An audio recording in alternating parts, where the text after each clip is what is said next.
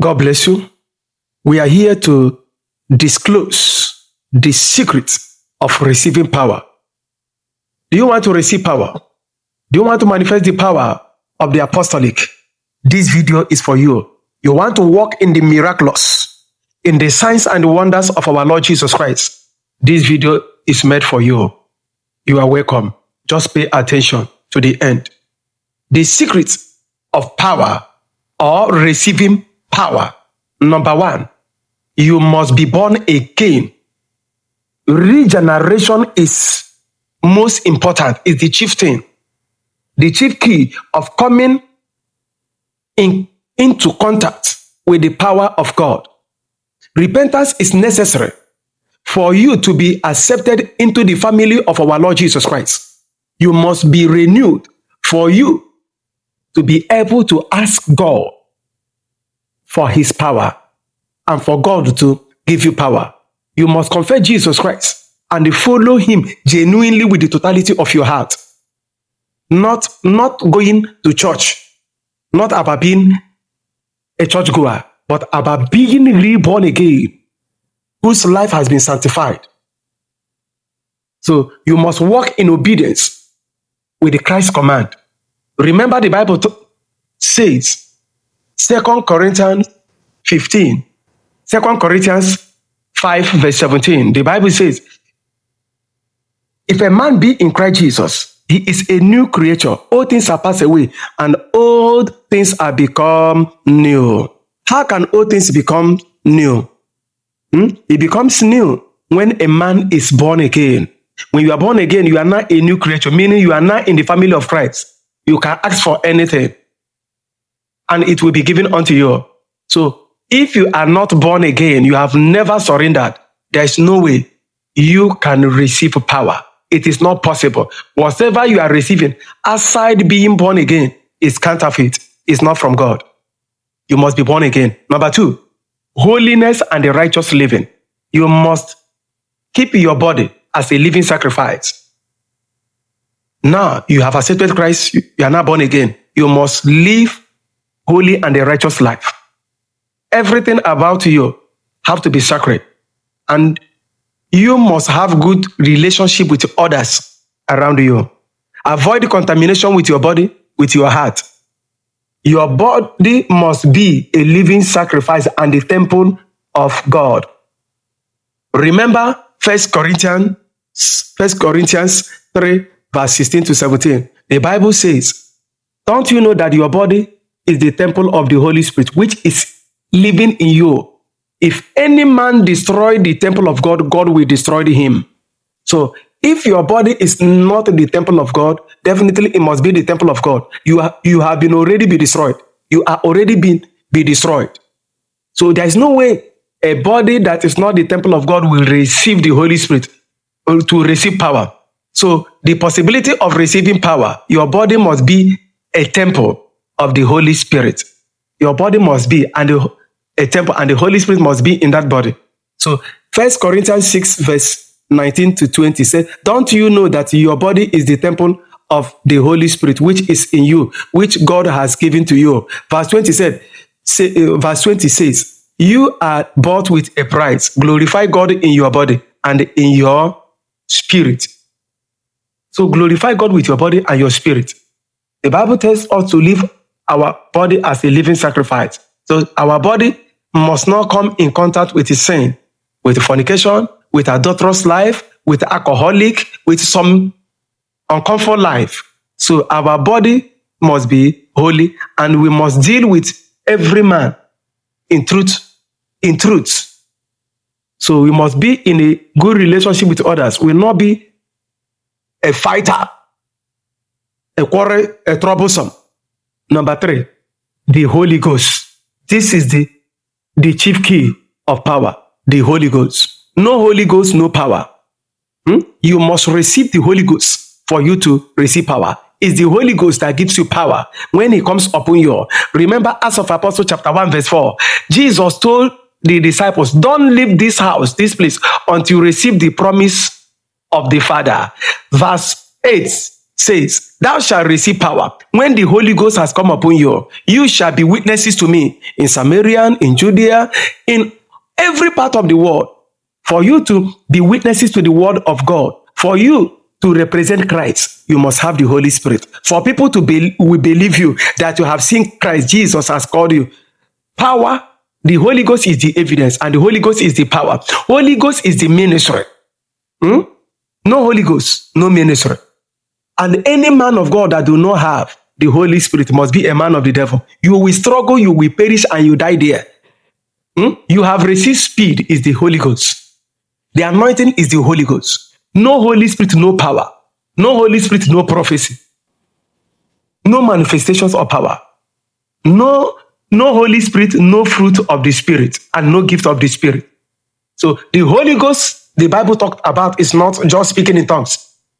The Holy Ghost was not given for you to speak in tongues. It was given for power. Though you can speak in tongues when the Holy Ghost comes, but the reason is power, for you to receive and manifest power. Because the kingdom of God is not of words. It's not just in words, but of power.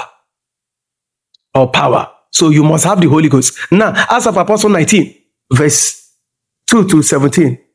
When you read, Apostle Paul asks the church, have you received the Holy Ghost? He asked them. They say no. They don't know anything about it. But he laid hand and they received the power. When you read the Acts of Apostles 8, verse 18 to 24, when Simeon saw that the Spirit was given through laying of hands of the apostles, what happened? He offered money. It's the Holy Ghost that gives power when it comes upon you. If you have never received the Holy Ghost, you cannot receive power. You cannot cast out the devil. You cannot perform miracle. Nothing will happen. Those that are prophesying, they are manifesting power outside the Holy Ghost. They are questionable. It's not of God. So, and they have a limited time. For you to manifest power, raw power, you need the Holy Ghost. Number 4, hunger. Hunger for power also makes it easy to receive the power. Persistence in asking God. You must have the zeal, hungry for power. John 7, verse 37 to 38. Jesus said, are you thirsty? Are you hungry for power? Come unto me. You must have hunger. If you do not hunger for power, power will not come. What you hunger for that gives you sleepless nights is what will come looking for you. And that power you are hungry for will come looking for you in the name of Jesus Christ. Sometimes, mimic any man of God you know that's manifesting the power of God genuinely. Mimic the way they are doing it in your heart or in your house. Practicalize it as a hunger. You wish to be him, that if had it been God had given me this power, or God give me this power, or I'm that man of God, I will do hand like this. You begin to practicalize it. This draws the power. Hunger. This is the hunger. Anywhere when you see a man of power, you love them. Number 5, covenant hour. Learn to separate yourself for God. Schedule time for your quiet time with God. As he comes to you, his presence will rub you. When presence of God comes upon you, his presence is the presence of power, miraculous presence of power. Sometimes we call it Holy Ghost school. You must wait in the presence of God. Learn separation. That is why Psalm 91 verse 1 says, he that dwelleth in the secret place of the Most High shall abide under the shadow of the Almighty. Secret place means separation, means your covenant or your quiet time. That time of your Holy Ghost school, that time is only between you and God. You are learning from God. God will come down. As he comes down, what happened? God will fill you. It's not a time of shouting. It's not a time of noisy prayer. It's the time of more or less praying silently or studying silently. Let it be your covenant time. It's you and God knows what you are doing. Number 6, consecration. Exodus 19, verse 10. And God told Moses to prepare him, to sanctify, to consecrate men for him, men that he will pour his power upon. So consecration, when you are consecrated, what next? Power will come. If you are not being consecrated, don't expect power. You must have purity of your heart. You must be pure. You must have been cleansed for power. Number 7, you must have a prayer and a fasting life. At the place of prayer, Jesus was transfigured. Mark 9, verse 2 to 13. Jesus was transfigured. He took Peter, James, and John to a place of prayer. And what happened? The garments of Jesus was white, was so bright, so shining. Nothing that was bright at that time can be compared, or even now, compared with that brightness. And a cloud overshadowed his disciples. They were afraid, terrified.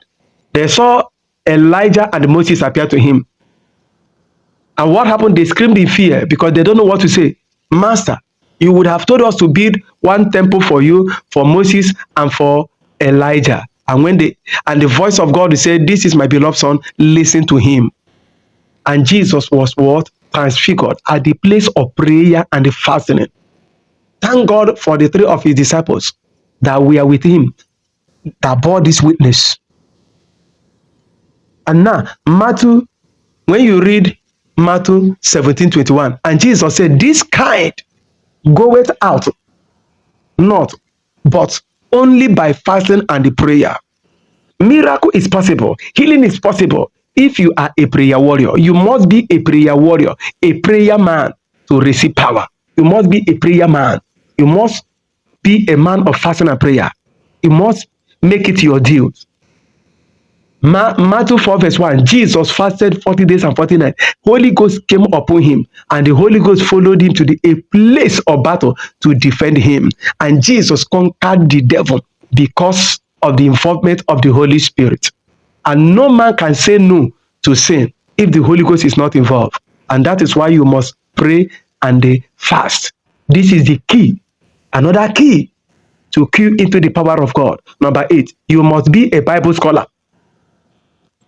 The power you want, you must study. You must know what that power is and how to use it. So the word of God brings power and the presence of God. So the word is the mind of God. When you are studying the word, you are being exposed to the mind of God. You are drawing from the well of life. You are receiving the wisdom of the power of Christ. You can also study the books of other men of God that God is using and listen to their messages. It helps you, get you connected to power. Number 9, praise and worship. Learn to praise God in your songs or psalms, in hymns. Learn to praise God. Learn to sing praises, worship unto God.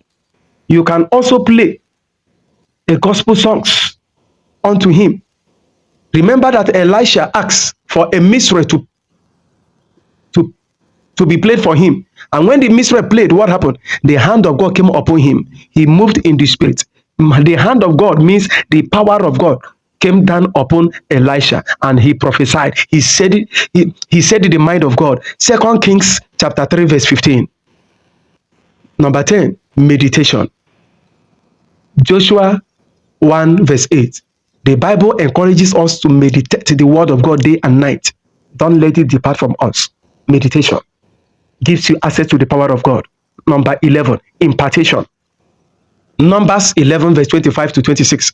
God told Moses to prepare to him 70 elders so that he will take some of his spirit and deposit in them. And Moses did as well, and God took some of his spirit and deposited in the life of 70 elders. They all prophesied. They manifested power. Impartation. One who has the power can lay hand and give to you. Through impartation, you can receive it. Number 12, obedience. Learn to walk in obedience or direction given to you by God. Learn to keep some things secret. Don't talk too much when God is giving you things, except God asks you to say. Follow instruction. Don't be like that young prophet, 1 Kings chapter 13, who disobeyed God, who failed to follow the instruction of God in the Bible. Number 13, sacrifice. It must cost you something to receive what you are asking for. It must cost you something. It must cost you your time. It will cost you your money, your substance. It will cost you. It will bring stress. It will cost you your joy. It will bring pains sometimes. Because if it is not painful, it is not gainful. Let it cost you something. John 3, verse 16. For God so loved the whole world, he gave only his begotten son. Out of love, he gave Jesus to be sacrificed. Then if you love the power of God, you want it, then it will cost you something. You will sacrifice something. It will cost you your money. It will cost you your time, your journey, everything. It will cost you everything. Whatever it will cost you to receive the power of God, offer it, do it. And remember this, don't eat anyhow. And don't eat anything you see, not everything. It will not be good for your spiritual health. Daniel did not eat in the house of the king, not because it's a sin, just because of spiritual pollution. Number 14, deal with your foundation. Seek for deliverance. Settle your foundation. You have bad one, settle it. So many of us said, I don't have bad foundation, but what you are facing battles. What is the reason of the problems you have? Fluctuation.